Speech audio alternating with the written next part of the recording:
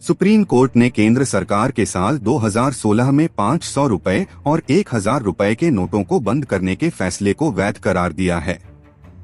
Court ने अपने फैसले में कहा कि सरकार के इस फैसले की प्रक्रिया में कुछ भी गलत नहीं पाया गया है। कोर्ट ने यह भी कहा कि केंद्र ने इस फैसले को लेकर आरबीआई से 6 महीने तक चर्चा की थी। कोर्ट के इस फैसले पर कांग्रेस पार्टी ने अपनी प्रतिक्रिया दी है। कांग्रेस ने कहा है कि कोर्ट ने प्रक्रिया को सही ठहराया है, न कि उसके असर को डोट।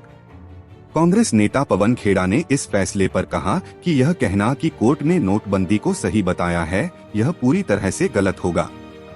उन्होंने आगे कहा कि न्यायालय ने नोटबंदी की प्रक्रिया को सही कहा है, न कि नोटबंदी को सही ठहराया है।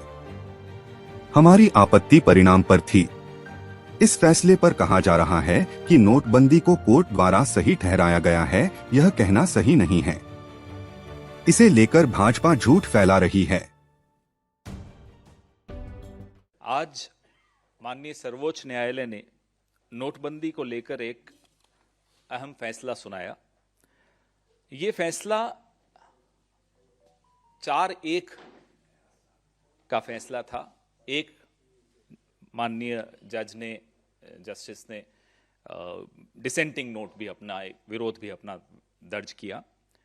फैसले में नोटबंदी के फैसले की जो प्रक्रिया है उसको सही ठहराया गया है।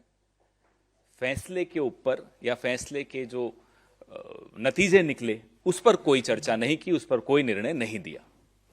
जो 1934 का आरबीआई एक्ट है उसका सेक्शन 26(2) यह फैसला सिर्फ उस पर केंद्रित था कि उसकी कोई अवहेलना नहीं हुई, उसका पालन हुआ गया।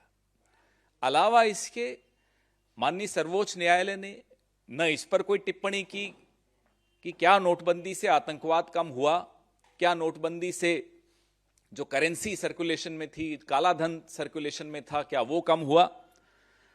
इस सब पर कहीं कोई एक शब्द भी इस निर्णय में नहीं है। तो यह कह देना कि माननीय सर्वोच्च न्यायालय ने नोटबंदी को सही ठहराया है, मुझे लगता है गलत होगा। नोटबंदी के फैसले की प्रक्रिया को सही ठहराया है, फैसले पर कोई टिप्पणी माननीय सर्वोच्च न्यायालय ने नहीं की।